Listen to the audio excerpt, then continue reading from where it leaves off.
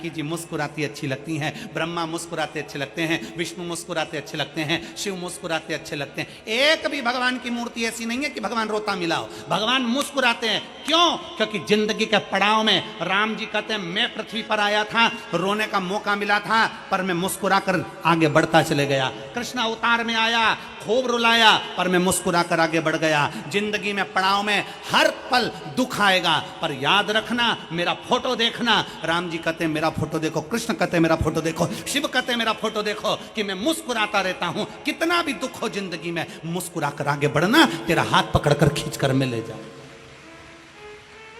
तुम रो रहे हो और रोते रोते तो जिंदगी हो गई। पहले परिवार के लिए रोए, पत्नी, बच्चे, नाते, रिश्ते, रोते रोते रोते रोते आखिरी का पड़ावा गया और जिंदगी समाप्त हो गई। वेंटिलेटर पे पड़ गए। घर के लोगों ने जाकर कहा देखो तो माँ, ओ काकी, मौसी, देखो तो कौन आया तुमसे मिलने। वो पलंग पे पड़ी की पड़ी और उसको दिखा रहे देखो तो कौन आया, और ये छाती पे खड़े, उसकी आंख में से आंसू बह रहा। पहचान गई कौन हो? इतने में बहू ने कहा देखो मम्मी पहचान रही है तुमको, काका जी तुमको मम्मी पहचान रही है। मम्मी से पूछो काका जी को देख रही, मम्मी को पूछो मामा जी को देख रही, मम्मी को पूछो मौसा जी को देख रही, और देख के मन में सोच रही इन्हीं के चक्कर में तो मर रही। और मरते मरते भी छाती पे खड़े हो गए। इतने में मम्मी ने आंख बंद कर ली तो बहू बोली काका जी तुमको पहचान गई। मम्मी ने आंखें बंद कर ली, आंख में से आंसू निकल रहे। अंदर से मम्मी से तो पूछो कि मेरी पूरी जिंदगी बर्बाद कर दी तुम लोगों ने, राम का नाम नहीं लेने दिया, शिव पुराण सुनने नहीं निकालती फिरोजाबाद में, और कह रहे कि मम्मी खड़ी, पापा खड़े, काका खड़े, देखा ही ना हो। ले कौन खड़ा, कौन खड़ा? इसलिए अंत समय प्रभु वचन दिया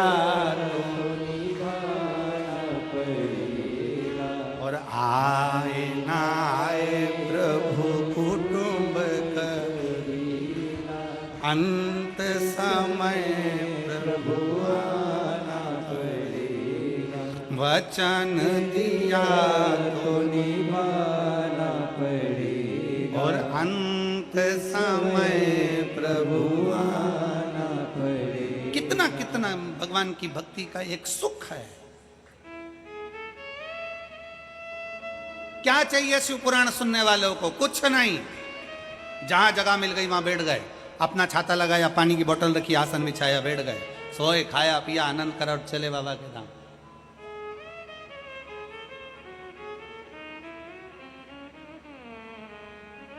भागवत कराओगे ना, रामायण कराओगे ना, गीता कराओगे ना, प्रवचन कराओगे ना, तो बहुत सारी व्यवस्था करना पड़ेगी। सबके रुकने की व्यवस्था, सोफा लगाओ, कुर्सी लगाओ, टेबल लगाओ, ये लगाओ, वो लगाओ, पानी दो, ये दो, वो दो, सम्मान करो, सत्कार करो, आओ साहब, बैठो साहब, जाओ साहब, करो साहब।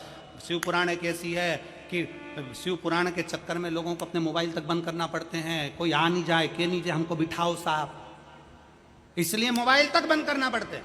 आओ, पंडाल खुला है, बैठो, पंडाल में जगह मिल जाए तो ठीक, नहीं तो अपना छाता, अपनी पानी की बोतल और अपना आसन लगाओ, अलमस्त से भजन करो, स्मरण करो, कथा सुनो और खूब प्रेम से बाबा का नाम लेकर झोली भर भर कर खूब लेकर जाओ और बाबा से पसार कर कहना मैंने तेरे ही भरोसे, ओ बाबा तेरे ही भरोसे हवा विच उड़ती जावांगी, बाबा डोर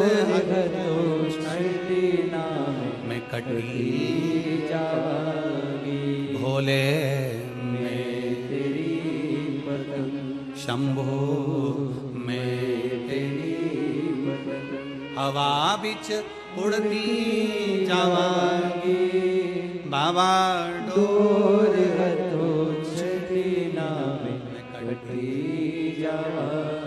उसके चरणों में बैठ जाओ। अपने मुख से, अपनी वाणी से, अपनी जिह्वा से, अपने द्वारा किसी को कष्ट ना पहुंचे, अपने द्वारा किसी को कष्ट ना आए। वाणी बहुत संभाल कर। फिर निवेदन है, पानी अगर आरो का पीते हो तो वाणी भी आरो की बोलो। पानी बिस्लरी का पीते हो तो वाणी भी बिस्लरी की बोलो। पानी छान कर पीते हो तो वाणी भी छान कर बोलो। बहुत जरूरी है बोलना। एक राजा ने महल बनाया, बड़ा सुंदर महल। नगर के सेठ जी को बुलाया, सेठ जी आओ और महल देखो कैसा बना है। सेठ जी आकर महल देखे, महल देखते सी सेठ जी ने कहा महाराज महल तो अच्छा बना है पर दरवाजा छोटा रख दिया। से राजा ने पूछा दरवाजे से क्या उन्हें आना जाना ही तो है। सेठ जी बोले अरे महाराज तुमने दरवाजा छोटा रख दिया, जब तुम मरोगे तो तुम्हारी अर्थी कैसे निकलेगी। राजा को तो कांटे से खून नहीं, गुस्से में लाल हो गया कि ये तो मेरे मरने की बात कर रहा है, मेरे मकान के मुहूर्त पे, मेरे मकान के मुहूर्त पे मरने की बात करता है। राजा ने अपने दूतों को बुलाया, ले जाओ इसको जेल में डालो, बंद करो इसको, मेरे मरने की बात करता है। सेठ जी को जेल में डाल दिया, कारागार में पटक दिया। थोड़ी देर बाद उनकी पत्नी आ गई। पत्नी ने आकर पूछा महाराज मेरे पति आया था। राजा ने कहा तुम्हारा पति महल देखकर बोलता है दरवाजा छोटा रख दिया, मरोगे तो तुम्हारी अर्थी कैसे निकलेगी महाराज। इतने में पत्नी बोली मेरे पति को बोलने के लक्षण नहीं है, उसको क्या करना, अर्थी कैसे निकलेगी, राजा को काट काट के निकाल देंगे। राजा को तो चक्कर आ गए। पति तो पति, पत्नी तो हो रही जगदम्बा है। राजा ने कहा इसको भी लेकर जाओ, इसको बोलने के लक्षण नहीं, बंद करो इसको, लेकर थाने में। उसको भी जेल में बंद कर दिया। थोड़ी देर बाद उसका बेटा आ गया। बेटा बोला महाराज मेरे माता पिता आए थे। राजा ने कहा तेरे पिताजी को बोलने के लक्षण नहीं और तेरी माता को बोलने के लक्षण नहीं। पिताजी बोले महल अच्छा बनाया, दरवाजा छोटा रख दिया महाराज, जब तुम मरोगे तो तुम्हारी अर्थी कैसे निकलेगी। और तेरी माँ क्या के काट काट के निकाल देंगे। इतने में बेटा बोला महाराज ना तो मेरे बाप को बोलना आता है ना मेरी माँ को बोलना आता है, उनको क्या करना, अर्थी कैसे निकाल लेंगे, राजा को अंदर ही जला देंगे।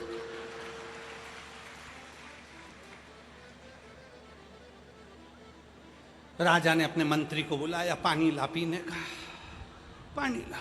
मंत्री ने पानी पिलाया। बोलो महाराज। महाराज बोले इनके खानदान में मुझे लगता है सबकी क्वालिटी एक जैसी है, सब एक जैसी, वाणी ऐसी बोलिए जो मन का आपा खोए। पर आज के जमाने में वाणी ऐसी बोलिए जो जम के झगड़ा होए, पर उससे मत बोलिए जो तुमसे तगड़ा हो।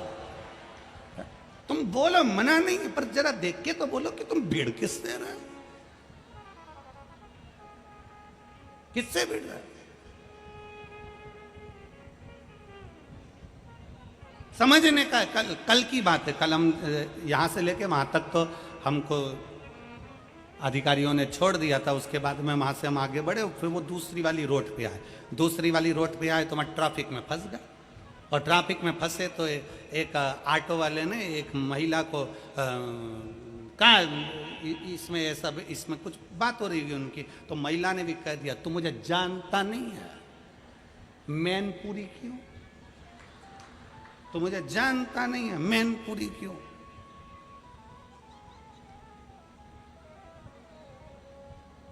अब पता नहीं मैनपुरी में ऐसा क्या था, तो ऑटो वाले ने जी जी बैठो।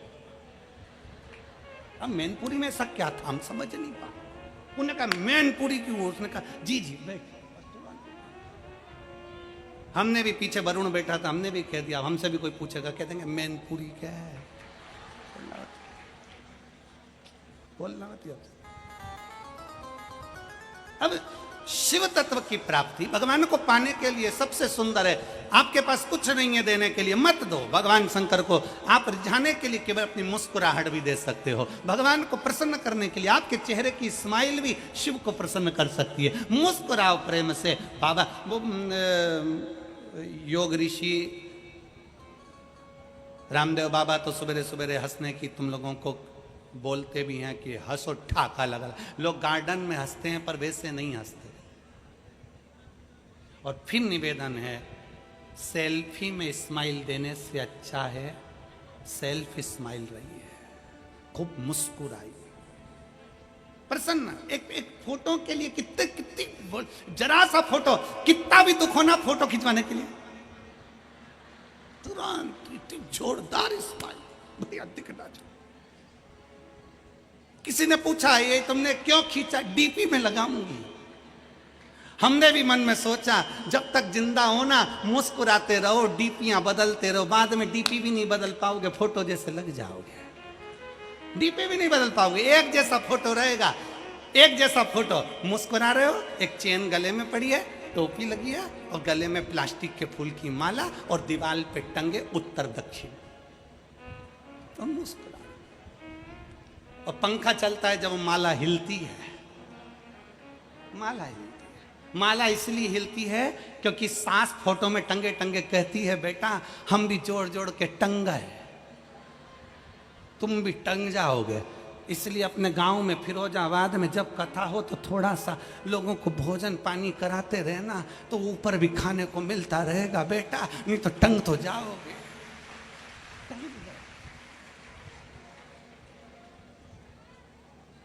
मुस्कुरा लो, आई जिंदगी, और नहीं तो अंत तो जाना ही है।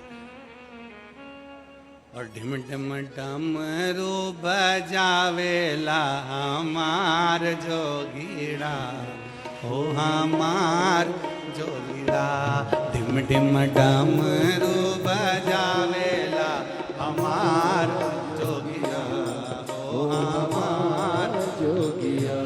ढिम ढिम डमरू बजावेला हमार जोगीरा, हो हमार जोगीरा। ढिम ढिम डमरू बजावेला हमार जोगिया, ओ हमार जोगिया। बड़े भाव से दोनों हाथों से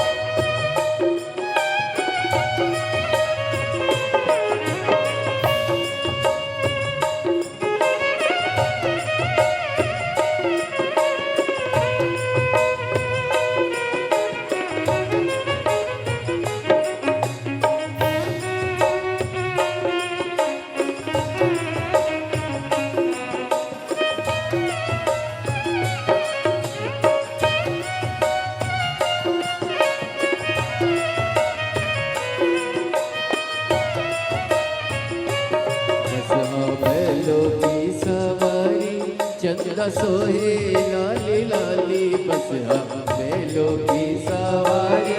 चंदा सोहे लाली लाली, बस हम बैलों की सवारी। चंदा सोहे लाली